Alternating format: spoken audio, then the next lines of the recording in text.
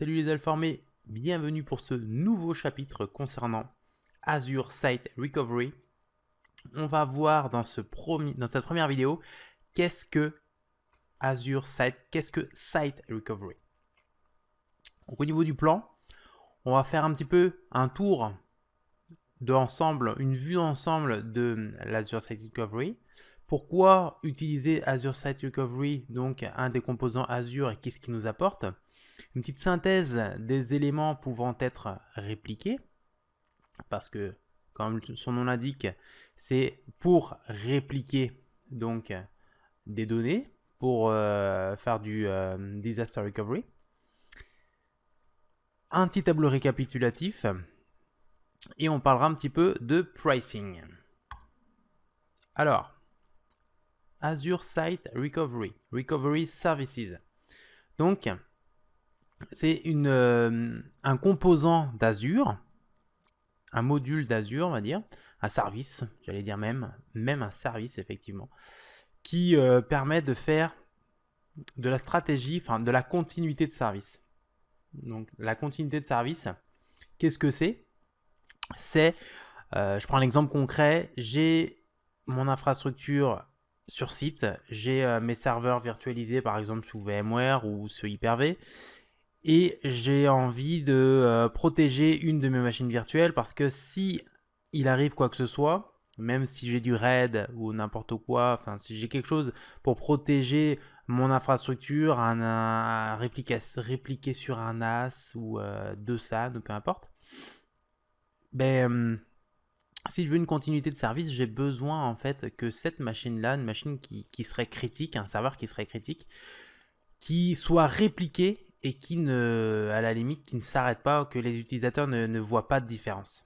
Donc, continuité de service dans Azure avec Site Recovery, c'est, on va dire, super bénéfique parce qu'on va se servir des data centers de l'infrastructure d'Azure qui, comme vous devez commencer à le savoir, est disponible, vraiment hautement disponible. Donc, c'est du 99,999% à peu près. Donc, on va pouvoir utiliser cette stratégie de continuité de service là.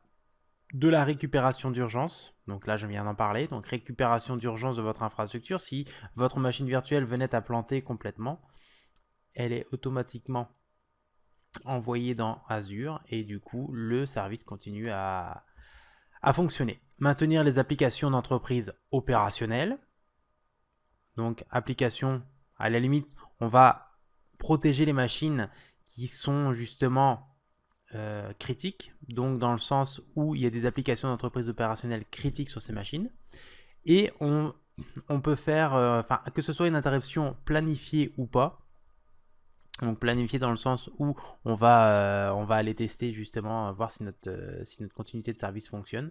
Et puis si c'est pas planifié, on espère que ça va fonctionner pour justement ne pas perdre le service. Mais bon, vu qu'on a fait des tests planifiés, et ça c'est vraiment un truc important, normalement, on ne doit pas avoir de soucis et puis on n'aura pas peur de ce qui va se passer. Alors, pourquoi utiliser Site Recovery? Simplifier la stratégie de continuité de service. Donc là, avec Azure, on simplifie grandement la continuité de service, comme je le disais, par rapport justement à l'infrastructure Azure qui nous permet de simplifier au maximum en fait un site un disaster recovery, justement un site secondaire, et je ne vais pas employer ce mot là parce qu'ici on voit éliminer le centre de données secondaire, mais vraiment une extension de notre réseau. Fournir une réplication flexible, donc par exemple Site Recovery fournit des tests de basculement pour prendre en charge la récupération en fait des machines virtuelles d'urgence sans affecter les environnements de production. Faciliter le basculement et la réplication. Donc là encore une fois, ça facilite vraiment grandement le basculement et la réplication parce que vous pouvez également exécuter des basculements planifiés avec une perte de données 0, donc pour les interruptions inattendues, ou des basculements non planifiés avec une perte de données minimale, Après, ça, c'est en fonction de la fréquence de réplication que vous avez. Éliminer le centre de données secondaire.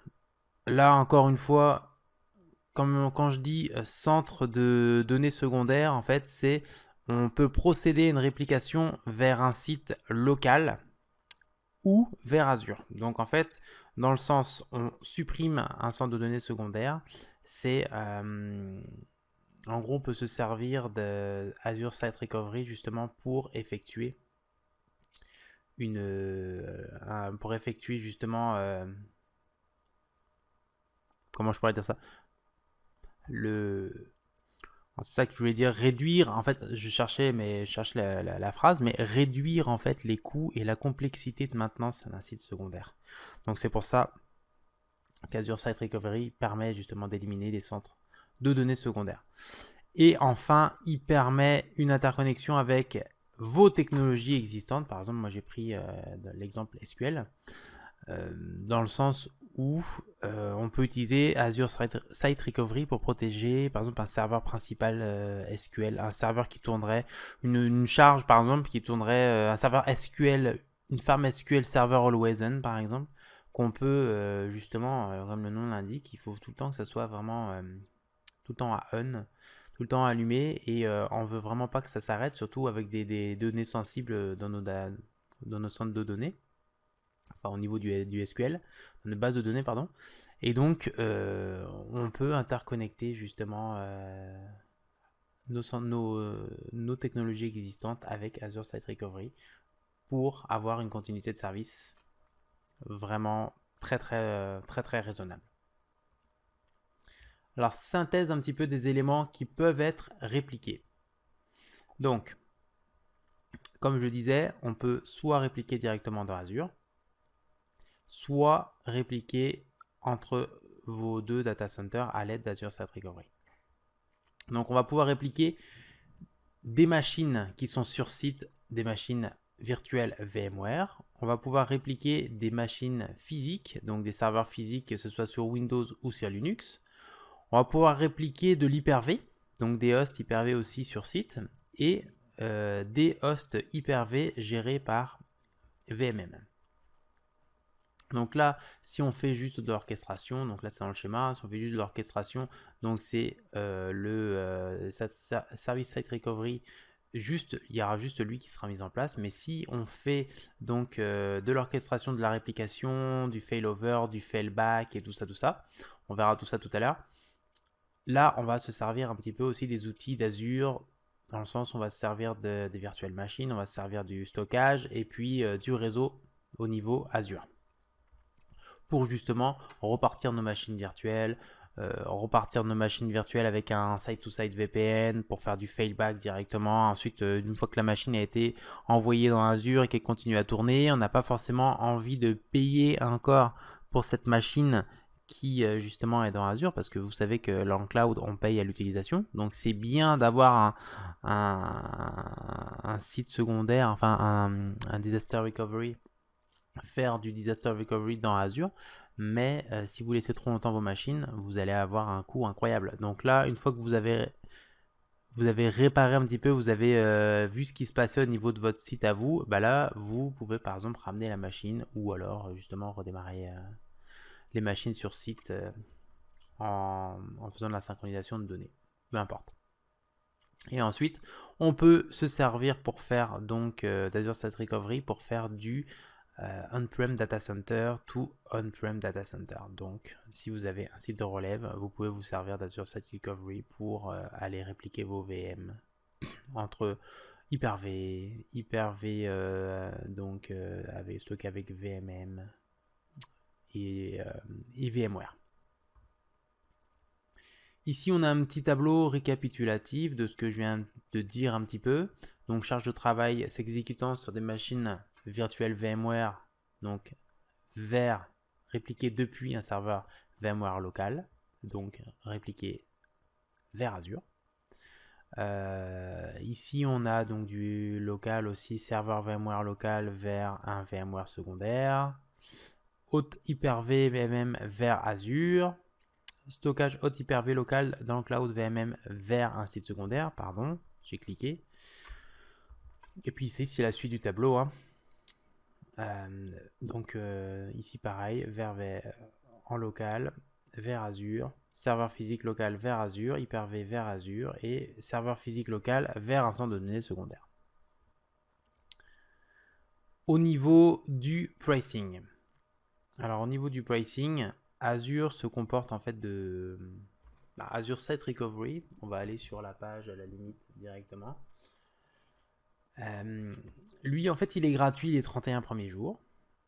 Et après les 31 premiers jours, donc si c'est du Azure Site Recovery sur des sites appartenant au client, donc vers un site secondaire à vous, 13,49 € par mois par instance protégée. Donc une instance, hein, une VM, une machine virtuelle. Et si on fait de l'Azure Site Recovery vers Azure, donc là c'est gratuit, pareil pour les 31 premiers jours. Et ensuite c'est 46 € à peu près par mois par instance protégée. Donc là, eux, ce qu'ils disent, c'est Azure Site Recovery est facturé en unité de nombre du nombre quotidien moyen d'instances protégées sur une période mensuelle. Par exemple, si vous protégez régulièrement 20 instances au cours de la première moitié du mois et aucune lors de la seconde, le nombre journalier moyen est de 10. Donc vous serez facturé de 10 instances. Donc à la limite, c'est pas si mal parce que on voit que ça monte quand même assez vite. Donc là, sinon, c'est pas plus compliqué que ça le pricing. Là, ils ont fait quelque chose de simple à la limite par rapport à ce qu'on avait vu précédemment dans d'autres services. C'est pas plus mal. Alors, au niveau du pricing, c'est ça. Je vous ai mis le lien ici au-dessus. Pricing, Detail, Site Recovery. Et on arrive à la fin de cette première vidéo. Donc on a vu un petit peu la vue d'ensemble d'Azure Site Recovery, pourquoi utiliser Site Recovery, synthèse des éléments pouvant être répliqués, puis un petit tableau récapitulatif donc qui reprenait quand même un petit peu le schéma. Et on a parlé un peu de pricing. Donc maintenant on sait un petit peu vers quoi on s'en va, qu'est-ce qu'on va traiter en fait dans les prochaines vidéos. Et on va vraiment, en fait au niveau de la démo, ce qu'on va faire c'est que je vais prendre, moi j'ai un vCenter ici et puis je vais prendre une VM du vCenter et puis on va protéger cette VM là et puis on va faire du failover directement sur cette VM dans Azure pour voir justement comment configurer tout ça et comment ça monte. Comment votre machine VMware monte directement dans le cloud. Parce que bon, on va pas faire ça avec Hyper-V. Tout le monde pense que Microsoft, ok, c'est facile. Donc là, on va le faire avec VMware. Et puis, il y a quand même pas mal de clients qui sont virtualisés avec VMware. Alors, je vous dis à tout à l'heure.